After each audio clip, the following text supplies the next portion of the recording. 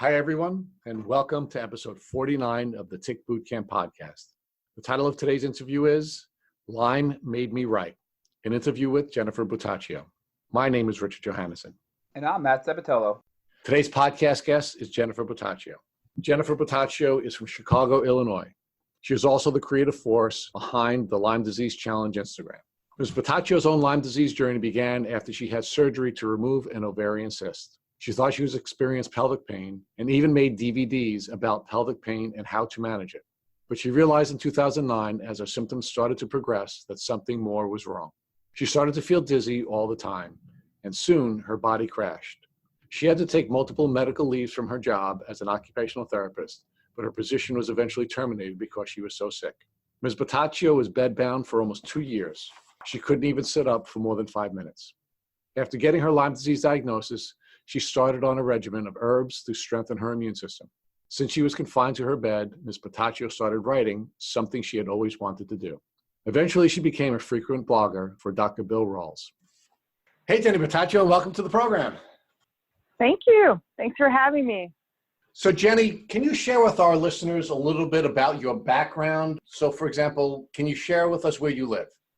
Yeah, I'm in Chicago, Illinois, if you didn't know. I'm in Chicago. I grew up in Minnesota in a small town along the Mississippi River, actually. It's very beautiful.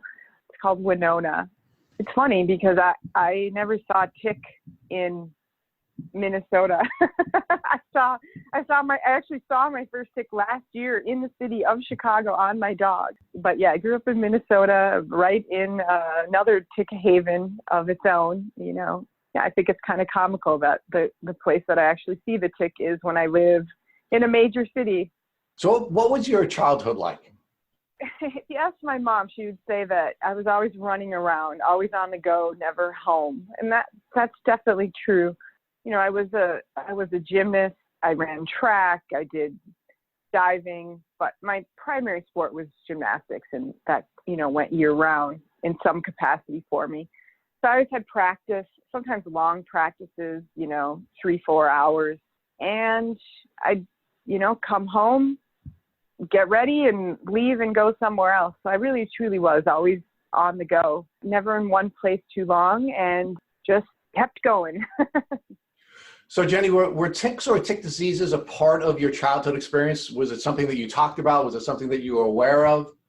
So I recall, like, this would have been like in the 80s, and I recall like picking up maybe like brochures either at the doctor's office or even at the library, and they would, you know, tell you like the deer tick or the, you know, dog tick or whatever, and they would have like pictures, and it would have like a little measurement of like like the size of the ticks. And I remember we had an awareness of Lyme disease, but it wasn't something that we were overly concerned about. We weren't doing tick checks. No one was doing tick checks. We were actually much more concerned about mosquitoes. I mean, encephalitis had surfaced somewhere in my childhood. And so, you know, people were really more concerned about mosquitoes and much less concerned about ticks. And, you know, this is the day that, like, perpetuates all the myths on how to remove it. So, you know, we were told like, hey, burn it and it'll back out, or smear Vaseline on it and it'll obstruct its ability to breathe. So that was about as much as I knew about ticks. I hadn't seen one. I hadn't encountered one. I really don't know anyone who had. And I just knew about Lyme disease, but I didn't really know much past the term. So, Jenny, where did you go to college? I went to Creighton University in Omaha, Nebraska. And what was your major? I majored in occupational therapy. Woohoo! Yeah, so I was an OT for about 10 years. And did you enjoy your experience as an occupational therapist? Some aspects of it.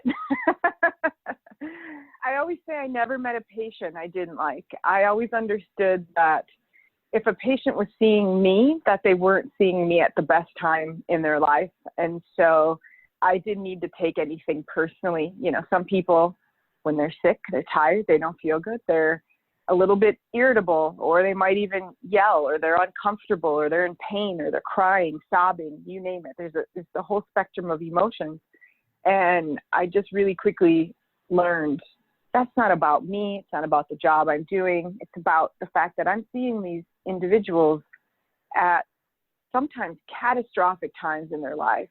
And so I did like the patience. I understood something that I feel like is very essential to avoiding burnout in situations like that. And I did like trauma first. Anytime you do like trauma therapy, like anything after that is easier. And so, I mean, the severity of the cases that I would see is just like pretty insane. I mean, it was just some very, very difficult patients. And then when I moved to Chicago, I did home health, and that was hard in a different way because you had to know everything. You had to be on your game because there's no code team to call if the patient becomes unresponsive. There's no backup there. You're there. So you need to know when something's off and kind of how to detect it. So they both were like, they're kind of on like different ends of the spectrum in terms of like scheduling and the amount of people that are around you, but they're both challenging in a different way. And I like that. I like a challenge. I don't like the paperwork. I don't like the hours of, documenting notes and all that kind of stuff. That gets a little bit old. So I would say for the majority of it, I liked it. The parts I didn't like were the administrative sorts of things. So Jenny, we always ask our guests about their relationship status because tick diseases are family diseases. Can you share with us what your relationship status is? I am married, coming up on 13 years in November. So Jenny, I understand from some of our conversations earlier today that you had a really busy life prior to your tick disease as it related to athletic endeavors. I did Muay Thai for like 6 years in my 20s. So that's like kickboxing, but it's not like, not like Taibo, like you're familiar with. It's actually like in the ring, sparring. Yeah, I did that for 6 years. Kind of a funny story, a slight segue, but when I went to college, my dad said, you need to learn how to defend yourself. And he was like, we're getting you into kickboxing classes. And I was like, okay, well, I liked it and I stuck with it. So I did it for, quite a long time. And I understand you're also a Pilates instructor as well as a fitness DVD purveyor. I taught around different, I'm still an OT during all of these things. So after I would be working as an OT, I would teach some private classes, or like on weekends, I would teach group classes, or, just whatever someone asked me to do. Before I ever had a Lyme diagnosis, I had a surgery to remove an ovarian cyst, and immediately, and when I say immediately, I mean no time passed in between the surgery and me suddenly having problems. But I developed interstitial cystitis, which is like a chronic inflammatory condition of the bladder. And it's not well understood. The treatments are not great. And it was kind of my first look at the chronic illness world, or limitations that, could be put when you started to have to strip away things in your life. That was 2005. And the one thing I didn't like, which still applies today, is, people are told all these things that they can't do. Don't do this, don't do that. You shouldn't do this, you shouldn't do that. And I have this OT background where you're trained in modifying everything to help an individual have a better quality of life and rehabilitate. And so I was like, you just can't go around telling people all these things they can't do. You have to tell them what they can do. And so I started creating a series of DVDs that at that time was geared towards pelvic pain conditions. And I made my first one like a decade ago. And it was self-published. So it was kind of like self-published before a lot of people were self-publishing. And it was a pretty big deal. I will say it did well. It still sells, but it did well. And I built a whole community on pelvic pain. And then in 2010, around 2009, my health just started to decline on its own. Like with no real clue as to what was going on. And so that part of my life kind of got shut down. It was headed in a very interesting, exciting upward trajectory. And then all of a sudden, all these other symptoms, kind of started popping up. And so by 2010, my pelvic pain community was kind of shut down, and I was in pursuit of what else might be going on. But I did, yeah, I loved Pilates, and Pilates is actually kind of how I got, like, after I found out I had Lyme, and like, I'm sure we'll get to that part, but Pilates is a large part of how I kind of rehabilitated myself during the time that I've been dealing with Lyme. So Jenny, it's clear that you had this very active life, and then you started to show the symptoms of your tick disease before diagnosis, and you weren't able to engage in some of these activities. Can you give us some detail on what activities you weren't able to participate in and how you began to lose the capacity to engage in those activities? Sure. It really started in 2009. So, it had this continuation of symptoms from this ongoing bladder problem. And then all of a sudden I started developing a kind of dizziness that didn't go away. And it wasn't affected by positional changes. It was always present. And it felt like I was drunk really all the time, but without consuming any alcohol. And my primary doctor at the time, bless her heart, because she believed me, she said to me, like, I can see you don't feel well, but I don't know, what's going on and what to do about it. So she put me on medical leave from my work and from any like extra exercise or activity for 3 months. And I went to, I don't know how many doctors. I mean, just like ENT, neurologist, dizziness specialist, I think another neurologist, an endocrinologist. I mean, I just like spent 3 months going from one person to the next, and nobody really knew what happened. And then at the end of the 3 months of my medical leave, she was like, well, we still don't have any answers.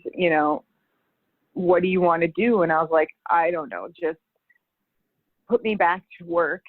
And I really wasn't okay. But at that time I was in my mid 20s, and it was difficult for me to fathom that there was something that could be so life stealing. And so I thought, well, sure, at some point I'm going to wake up and be fine. So I went back to work, and I wasn't fine. And I would go to these patients' homes, and they were like 80, 90, 100. My oldest patient was 103, and they were more active than I was. And I thought, something's pretty strange here. Like, I think I'm a lot sicker than I even realized. And then by the beginning of 2010, I started not being able to sleep at all, 0 hours. It's like it sputtered, my sleep kind of sputtered out over the course of, 4 months, where I just had a little bit insomnia at first. And then by the end of the 4 months, I was no longer sleeping at all. And after about the 6th day of that, I was hallucinating. And I said to my husband, you have to take me to the hospital. I don't think I can make it through another night of not sleeping. And so he did. And I just tried to explain in the most sleep deprived but level-headed way as possible. I remember saying, I don't know what's going on right now, but it's like a switch flipped in my brain and I cannot sleep. And I said, I know normally you'd be inclined to think maybe I'm exhibiting a psychiatric illness. I said, but I am not. There's no, intensity of emotion. There's no sporadic behavior. And I worked in a psychiatric hospital. I have a background in psych, and so I went down the list of everything, and I was like, there is none of that. I simply cannot get whatever's going on in my brain to sleep, to put me to sleep. And so they obliged me with some medication. I don't even really know what they gave me, but it did knock me out for 6 hours. And it was enough to stay in my system until the following day I could sleep. I slept the following day too. And then I think that was Saturday night and then a Sunday. And then Monday I got back up and I went back to work. And it just did not take me long to figure out that was just a temporary thing. Sleeping was just temporary in the hospital, but all of these kind of brain and neurological symptoms that I was feeling were not going to go away. And so I went to a different doctor. He had I think a 4-month waiting list at that time. He said, you have chronic fatigue syndrome. You need to take more time off work and we need to get you feeling better. So again, I was off work. I think I was only allowed to walk, which by that point I actually really couldn't do much. So walking was even a challenge. But, I went from weight training 5 days a week and teaching Pilates and just not even giving any sort of physical activity a second thought, just doing it, and traveling and just living life with no thought, to suddenly everything had to be so strategically measured out, it takes, if I do this activity, it's going to take me, 2 days to recover. If I do, I don't know, if I try to go somewhere, I'm going to need a week. If I try to make dinner, and it was just I'm going to need 6 hours. It was just all these things just one by one began being stripped away. So it really started with my job, and then I would say followed by any kind of physical activity. And losing my job was a big deal. So that doctor had, he put me on 3 months more of medical leave, and it became clear that at the end of 3 months, I wasn't capable of going back. And so then I went on short-term disability, and at the end of, I think it was 9 months, then they terminated my position, saying they couldn't hold it any longer. So that was a big turning point. Like I had mentioned before, there were certain aspects of the job I loved. There were some things I didn't love all of the time. But when something out of your control takes the choice away as to what you can and can't do, it's very heartbreaking. I felt like an absolute failure. I thought, here I've been working in this field for a decade, and I've been able to, in some way, help the majority of people, but I can't figure out how to help myself. How is this possible? How is it that I have something that's unhelpable? It boggled my mind. I couldn't understand it. That was one of many dark periods of letting go of this job that I had lost. You had mentioned that you went to your primary care physician and you were working with your primary care physician to try to figure out what this is. And then you followed up with another doctor. Was that another primary care physician or a specialist? No, so he's an internist, and he had specialized in chronic fatigue and fibromyalgia. And I just begun reading more about chronic fatigue. I mean, I knew about it as a therapist, but I began diving into certain books like From Fatigue to Fantastic by Dr. Jacob Teitelbaum and a few other people who wrote around this concept of MECSF. And I was like, I think that might be what I have. And so I picked this particular doctor because I thought that, no one can find anything wrong. So I'm fitting that classic presentation there. But there are some neurological things going on, this sleep issue, this severe fatigue issue. And so I made an appointment with someone that had been trained in this Teitelbaum approach to treating chronic fatigue syndrome. And so he, of course, saw chronic fatigue in me and fibromyalgia. And so he's the one that gave the diagnosis. He never could really take it beyond that, but he did take the sleep issue seriously, and he got me on a sleep drug regimen that helped, at least at that point it helped. So that was, it was a step in the right direction, but it was just a piece of the puzzle. It wasn't the whole picture. Jenny, I noticed that, a lot of your symptoms from 2009 and 2010 are very similar to the ones I have had with my experience with Lyme disease, from your neurological symptoms to your fatigue and your insomnia. And even prior to that, a lot of our previous guests have noted that interstitial cystitis has been a symptom of their Lyme disease. So going back to your first experience when you had some health issues back in 2005 after your surgery, did anybody think potentially tick disease then in 2005, or for that matter, even in 2009 or 2010 as your symptoms progressed? Did any of your doctors think of tick disease then as well? Not back in 2005, so similarly to Lyme, the average IC patient it takes about 7 years for them to be diagnosed. And so there's a little bit more awareness about IC now, but it just back then, it just was not widely known. But I had some suspicions through my own research. I had discovered a doctor. I don't recall his name, but he was up there in years. He was like late 80s, early 90s. And he had been doing some research on interstitial cystitis, where he would do a broth culture on the urine. So he would take sterile urine samples from patients, and he would allow time for bacterial growth to see what would develop, which is different than running a urinalysis in the doctor's office, and they just put a dipstick in and they're like, oh yeah, you have a urinary tract infection. He believed that there may have been some stealth pathogens at play. And so just reading his research and knowing that mine developed after a surgery, I thought, I really think this guy is on to something. And so, but I couldn't find anyone who would treat that. And so what this researcher was doing was getting patients, oddly enough, on doxycycline. And they were staying on doxycycline for several months to maybe a couple of years. And their symptoms were resolving with a high degree of improvement.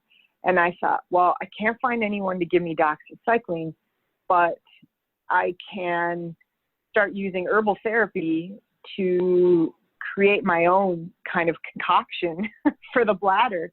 And this wasn't really a lot of stuff like people were doing. This was just like me hodgepodging different things together. And so I kind of created my own little herbal protocol to cover a wide variety of what stealth pathogens. This was really before any of the stuff on Lyme came out, and I wasn't really aware of Lyme. And after about 6 to 9 months, my bladder symptoms were about 75% better, but other symptoms began, and that's when all these neurological symptoms started.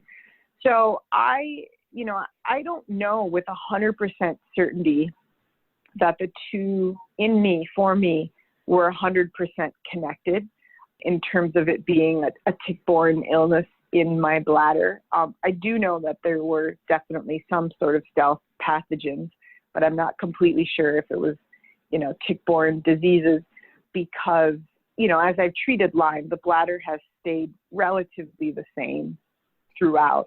Like I've gotten to that 75%, 80% mark, and it has remained there for a long time. So there's seasons where it's a little bit worse than others, but overall, that really took, once I had done my own herbal therapies for several months, that really took a back seat to everything else. And I'm really glad it did, because I don't know if I could have handled getting up 10, 15 times a night to go to the bathroom and, 20, 30 times a day, and dealt with all of the symptoms of Lyme and this unrelenting fatigue at the exact same time. That may have just been too much. That may have tipped me over the edge. So Jenny, now at this point, you had to leave your job. You're having these debilitating neurological symptoms, among others. It's 2010. You're seeing the specialist for chronic fatigue syndrome. Can you walk us through what happens next up until your eventual diagnosis with Lyme disease? Yeah, I was essentially homebound, and I really only left the house for doctor's appointments. I was on short-term disability, so it's like they made me do these other things to try to get well. So it was like I went to, I don't know, physical therapy or chiropractor or counseling, and none of it was really making any dent in the symptom. It was kind of just like going through the motions, because we had to justify like why I was on this short-term disability. But other than those appointments, the fatigue level was so high that I just really couldn't do more than stay inside the house. So I kind of moved between the couch and the bed, you know. But in a weird way, I still held out hope that it would change, that things would change, and that I would just wake up one day and it would go away. Well, about 2 years went by and it wasn't going away. In fact, it was getting worse.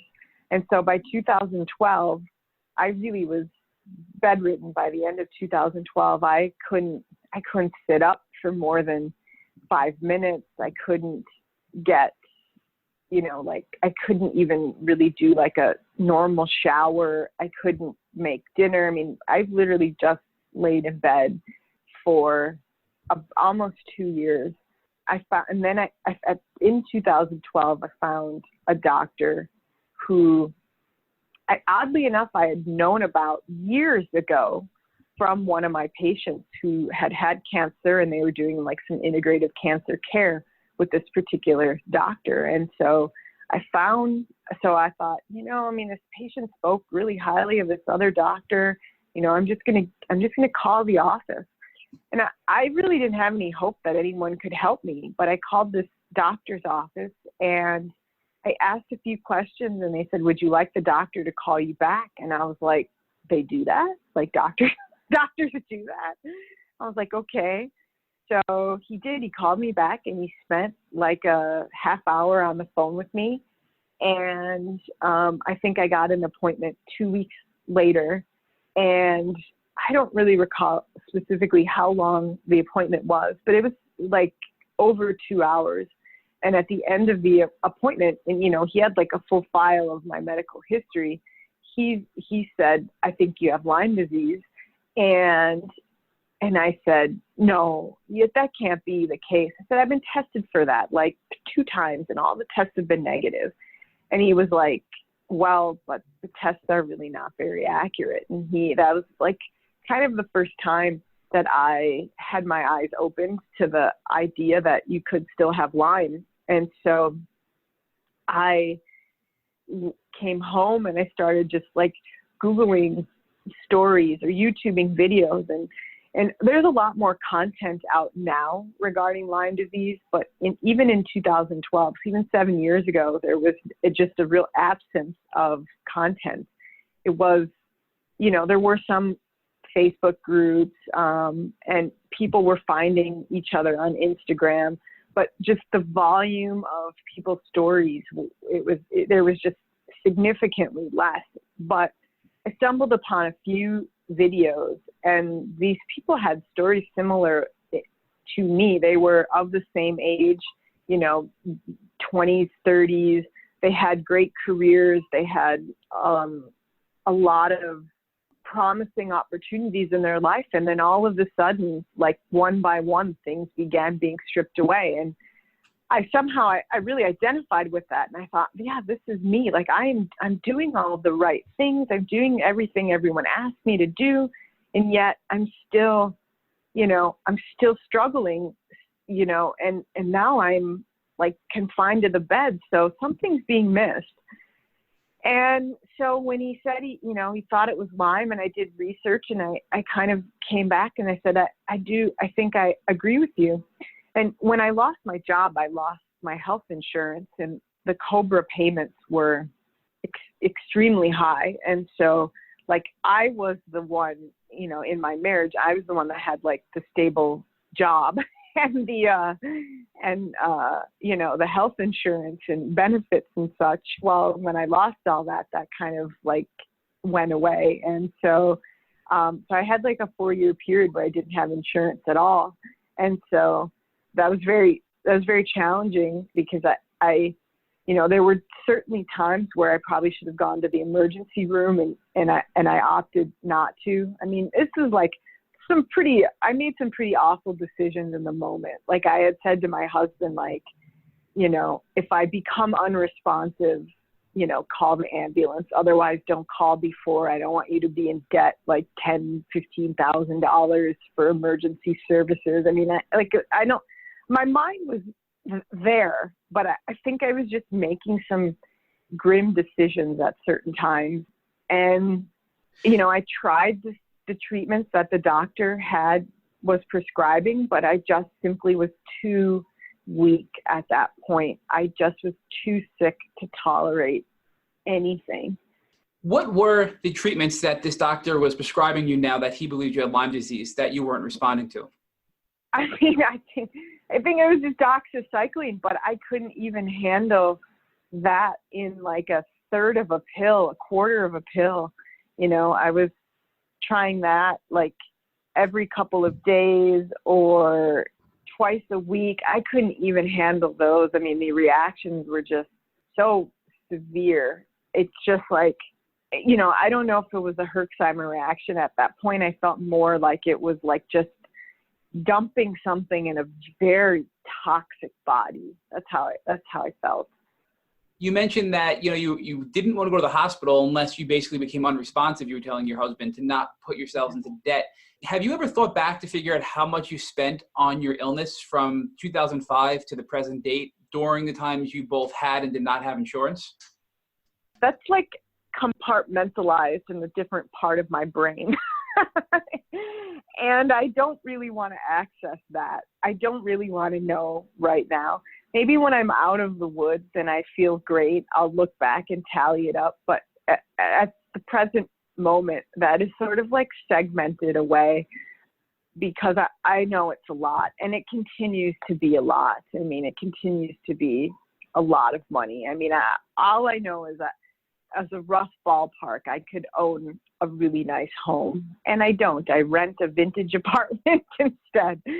So I could have owned a really nice home with the money I've spent, but the exact dollar amount, I just choose not to tally that up quite yet.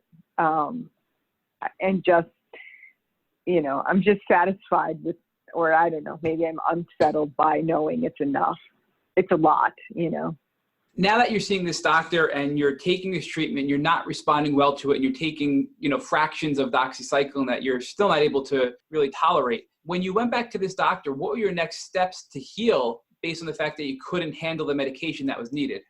We just kind of ran out of options. I mean, you know, and this particular doctor's approach was not really the approach I think I needed. It was a lot of, you know, I come with a lot of knowledge just simply because of my background. And so it was almost more like two clinicians discussing the direction that we should take my treatment in. And I think I really needed someone to go, look, these are where we need you to go and kind of how we need you to do it. And so at about a year mark, I made the decision to leave that doctor, and I began working remotely with a clinician in Washington, D.C. I couldn't travel to her, and thankfully she did remote work. And she had a plan. Like, she was like, I understand your sensitivities, you know, stop looking at how anybody else is doing anything. You know, we're just going to take it slowly. And so we started with herbs, you know, back at that point, that was 2013, you know, the real like famous combo was Banderol and Cemento, you know. And so we started with Banderol and then Cemento, and then eventually we added some medications to the mix, and things were kind of headed in an upswing for a while. I never really got past, I would say, like 50% like functionality. I think that's kind of where I plateaued, but it was obviously better than being bedridden for about 2 years, but it wasn't like quite enough. But I stayed with that clinician for 5 years, and, you know, I credit her for saving my life. It's just that at some point we kind of run out of options. And so, like, at the beginning of 2018, I kind of began getting an inkling that it was time to venture out and see someone in person again. And so I ended up back in my little hometown of Winona, Minnesota, seeing a Lyme literate doctor there, but she also specializes in a lot of other types of illnesses too. But she'd been, studying and chipping away at Lyme disease since it had really almost been a thing in Minnesota. So, 30 plus years she'd been working on this disease. And so that's who I'm with now. And really, I think the reason I kind of got this inkling in 2018 to go somewhere else is because in the middle of 2017, like August, I would say, I started slipping backwards. So I'd only really ever gotten to 50%. And then I started, for whatever reason, slipping backwards. And so and the nurse practitioner that I was working with remotely just couldn't get me back on track. And I thought, well, maybe it's time to, visit someone in person. Now that you left your remote doctor that you were speaking with remotely and you went to this Lyme literate doctor and you kind of plateaued at 50%, you sort of backslided a little bit. What additional treatment options, aside from herbs and doxycycline, did you try to recover your health? So one thing you should know, I don't have like a wealth of money to draw from. And so I'm very conscientious about the treatments that I pick. And, the decision's really up to me. There isn't anybody who's really like saying, yes, do this, no, don't do that. It's really up to me. So I'm very judicious with the way I spend money. And I've seen a lot of treatments kind of become fashionable and a lot of treatments disappear. And so I always wait to see like what looks promising and like who has longevity with treatments. But I hopped on a bandwagon one time and I regret that. And that's with the IV UV treatments. So it's UV therapy, but it's done, in your vein. And I had a couple of friends that were doing it and they were singing its praises and they were doing well on it. And there was a place in Chicago that was offering it. And I thought, well, I understand some of the science behind it, especially if you have like a high viral load. And like I had lab work that was showing my viruses were high. And so I thought, well, it's worth a shot. And so I did 26 treatments. And the first 7, I actually felt like it was helpful, like it was going pretty well. But by the end, I was like, this was no change or maybe even worse. So that's the one treatment I tried that I spent money on that's kind of like outside of the box for me. I do things like sauna and, yoga. I don't really consider those like treatments in themselves. I mean, I think they're part of like a holistic part of the spectrum, but I think they're kind of like adjunct in my mind. And so like I have a sauna and I, do yoga, Pilates. Obviously I watch my diet. I do primarily like a keto diet, but that seems to work for me. It doesn't work for everybody, but this seems to be a pretty good diet for me. And I did, IV like Myers cocktails, but I feel like those are very short, like temporary solutions. Like if you need to, I don't know, go somewhere for a few days, you have an event. I feel like it gives you a short-term boost. I don't think it's, in itself super curative. And I've done probably like 100 of them. So I feel like I'm like, at least for me, I have a pretty good sample of, that's temporary. I know you mentioned you had a clinical diagnosis from your doctor of Lyme disease, but I believe you had followed up with an actual positive test as well. Yeah, so when I didn't have health insurance in 2012, the doctor clinically diagnosed me because the tests were just, out of my budget. I had no budget really to be treating a chronic illness. I didn't have a job anymore, and I didn't have insurance anymore. So it was based on, clinical diagnosis. And then in 2013, when I began seeing this nurse practitioner, she did some other tests. She was able to get some different test kits at half price. And so I had a positive BART test, and I had some other indicators like inflammatory markers and such, that it was like BART wasn't the only tick-borne disease, that Borrelia was likely part of it. And then I actually just took my first IGeneX test at the end of 2018. I've been going through this for a long time, but I took the IGeneX test in 2018, and it actually still was positive for Borrelia and Babesia. So I now have a bunch of different tests, but they're kind of spread out over the span of 7 years. So Jenny, can you share with our listeners how you're doing today? Well, depends on the day, and I'm very good at at holding it together for, a specific function. So, you saw pictures of me out and about. I actually felt horrible during that time. But, over the years, your norm changes and you kind of adjust to this new way. And so, it's like, I need 4 hours of energy, and then after I can crash, And so I can do more, obviously, now than I could before. My cognitive function's pretty good. At least I think it's pretty good. I don't know, someone else who's around me more often may think differently. But in general, it seems to be that hasn't really been too impacted, or what impact the illness had on it has improved substantially. But I'm still battling the fatigue pretty often to a high degree. But right now I'm doing the Dapsone protocol, which is very aggressive. I do not recommend it for everybody. It isn't for everybody. I know a lot of people who have started on it and have quickly had to stop because it's so aggressive. But from patients who have been through it and have done well on it, a lot of them say you just don't feel good on it. But when you're off of it is when you'll finally begin to notice a difference. And so I kind of forge on and struggle through with this Dapsone protocol, which I'd started last year.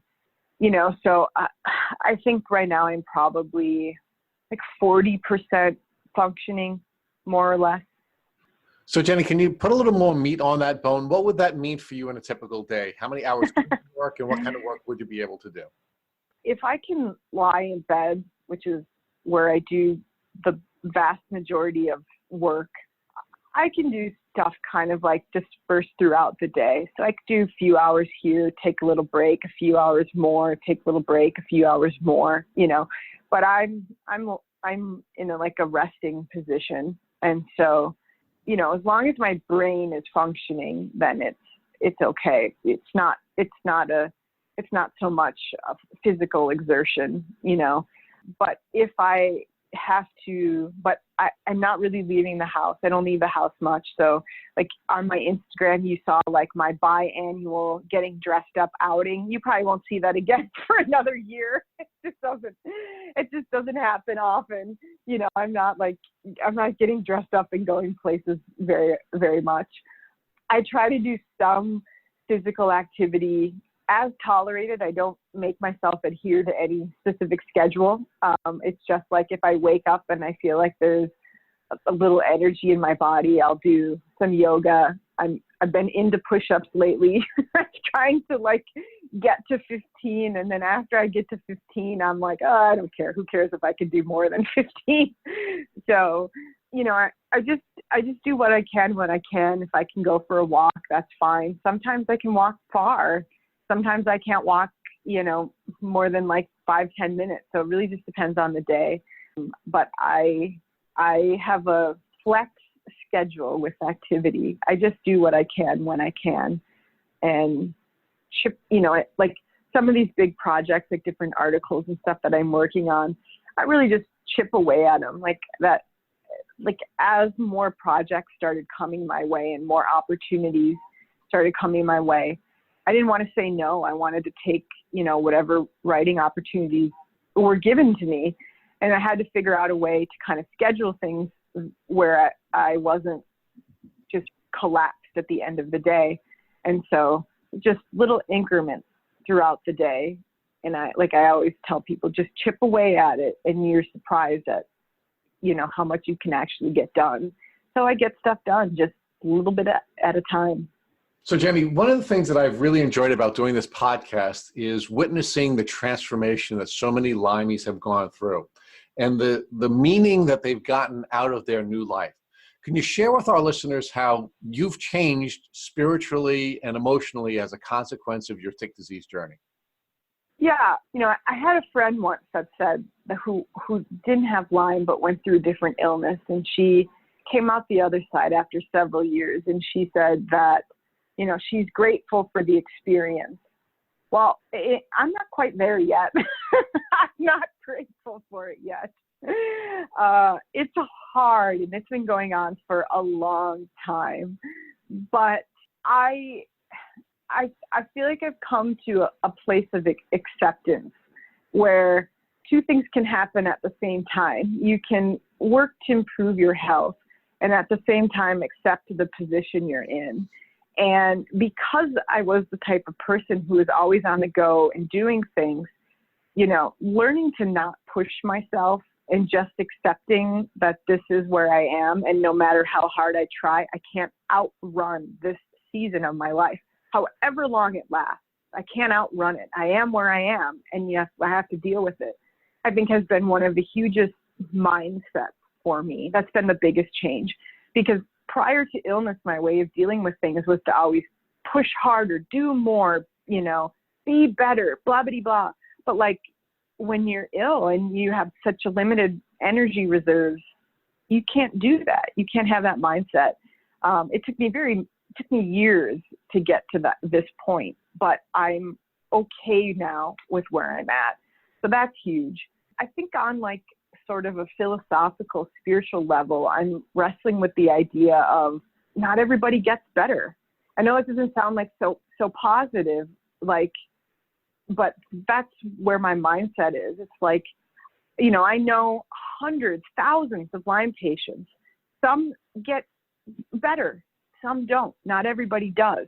So what do you do with that? And I'm trying to kind of work that out in my mind and figure out, if you have setbacks in your life or you have challenges and difficulties, how do you celebrate other people's recovery while you're still in the middle of your own battle? And your own battle may go on a lot longer, but I haven't figured out those answers yet. But I can tell you, if you're still sick or you're still struggling, it's not because you didn't try hard enough or you didn't will it enough or you didn't manifest something or you didn't pray hard enough. It's not because of those things. That's not why you're still sick. I think there's always seasons of things. And so, like I said, the current season is accepting where I am while still trying to improve my health, but then also reconciling this idea that some people get better and some people might not. I don't know where I fit into that category yet. I hope I'm in the I'm going to get better category, but I'm not there yet. But during the season of your life, you've made another type of transformation, which has been your activist and your professional transformation. So you can share with us how your tick disease experience has caused you to become an activist and what kinds of professional changes you've made. The professional part has been a major change. I mean, I don't even somehow know how I got here. I still haven't got over the wonder of being you're not an OT anymore or just an OT. I still keep my license and stuff up to date. I just, because I think it's important to kind of know what's going on in the world. But in terms of professional practice, I don't practice as an OT anymore. And over the years, before I got sick, I had always thought of going back to school and getting my MFA in creative writing or, taking journalism classes. This was many years ago, but then illness came and those things never happened. But I started writing, really when my brain function. Well, actually, I started blogging many years ago, 2005 or 6, so a long time ago. So I'd always done blogging. And then like from 2010 to 2013, when I was really in this limbo period of what's going on, I stopped. I didn't feel like I had anything to say. And I had initially envisioned my old blog as this one that would show struggle and emerge victoriously. Well, I didn't emerge victoriously. And so for 3 years, I didn't really know what to say. And so I stopped writing. And then as soon as my brain kind of, came back, I started a blog, and then I just started connecting with other people and writing articles for other people. And then some opportunities that came along that were, like offering payment. And I was like, oh, I don't know if I'm any good at this. And so there was this time frame where I was realizing like that there was something in me that had a knack in the writing world, but at the same time, there was a lot I didn't know. And so each time I wrote a piece, I would take on a new challenge. And so cause I couldn't go to school. Like I couldn't just, take online classes. I couldn't just sign up for, this MFA program that I wanted to sign up for. And so every piece had to matter. And I had to go like, okay, here's an article. I don't know how to interview people. I'm going to interview people on this article, and I'm going to learn how to do that. And I'm going to practice it until I feel comfortable doing so. And then I would pick another challenge. My grammar wasn't so great. I really need to work on grammar. And so I'm going to, learn how to use a semicolon in these next 2 articles. And, I'm going to learn how to do better research. Like I come from a healthcare background. Much of what I'm reading makes sense to me. I think I can learn how to read these different research studies, interpret it, and tell it in a way that makes sense to other people, but I need to practice it. And so I just kept giving challenge after challenge after challenge. And over the course of, I guess it's been like 6 years, I have written hundreds of articles. I've written many on tick-borne diseases. I write on things other than tick-borne diseases, but the tick-borne disease stuff is the stuff that people seem to care about the most. Nobody seems to care about the articles that are on like childhood eczema. Like I don't think anyone's read that one. Yeah, I've just built up a skill set that seems to have a place right now in media. And I think my background, and my knowledge of healthcare and my knowledge of different diseases has really like enhanced my opportunity. And yeah, it's amazing. I mean, there's a lot of, like, I didn't expect to be in this position. I never in my wildest dreams would have like come to the conclusion that, hey, I can be a writer out of illness, but it happened. Jenny, one of the last things I want to talk to you about is the sort of third category of transformation that we've seen with our podcast guests, which is this necessary development of knowledge about ticks and tick diseases that comes along with being a victim of a tick bite. And we've actually even come up with a title for you folks who have this new knowledge, and we call you tick hackers. And tick hackers are people who know how to deal with tick bite in the event that they do suffer one. And they know how to avoid being bitten by ticks, and they knew how to determine where ticks are located. So the question that we ask all of our now tick hackers is, if you woke up tomorrow morning and you found a tick biting you on the leg, what would you do? Oh, that's not, that wouldn't scare me anymore. I'm already on medication. So I'm already on what you would take. I would just remove it and probably send it off for tick testing. like right now, at this particular point, if a tick wants to bite me, now's a good time for it to bite me, where I'm already on intensive treatment. But I would just pluck it out with fine pointed tweezers that I'm so accustomed to telling others to use, and send it off. There wouldn't, at this particular, I probably would call my doctor and let her know, but at this particular moment, treatment wise, there wouldn't be anything else that I would need to do because I'm already doing it. But I don't know, I might just laugh at the absurdity of it. I don't the nerve of the tick to bite me at this stage in my life. But yeah, I think knowing how to remove it is probably one of the smartest tools people can have in their arsenal in terms of like tick prevention. A little bit scary. It's a little bit hard to figure out where to insert it. And the ticks don't like to come out super easily. You know, like I think people sometimes think they put the tweezers on and they just give a little pull and boop, it comes out. But sometimes they hang on, and you have to actually use a little bit of, you know, like consistent pressure to pull it out. But yeah, right now, if they're going to bite me, now would be the time to bite me. Thank you for listening to the Tick Bootcamp interview with Jennifer Buttaccio. To our listeners, we have a call to action. First, if you'd like to learn more about Jennifer Buttaccio and her tick disease journey, please visit her Instagram at Jenny_Buttaccio or at Lyme Disease Challenge. Second, if you enjoyed this episode of the Tick Bootcamp podcast, please share it with your friends by using the social media buttons you see at the bottom of the post. Third, we here at Tick Bootcamp have created a tick bite blueprint that is inspired by the information that has been shared with us by past podcast guests. We urge you to visit our website at www.tickbootcamp.com to view the blueprint. We would appreciate it if you would contact us with any suggestions you have for improvements. Fourth, don't forget to subscribe to this podcast on iTunes, Google Play Music, or Spotify to get automatic episode updates of our Tick Bootcamp podcast. And finally, we thank you, our listeners, for your comments on our past podcasts.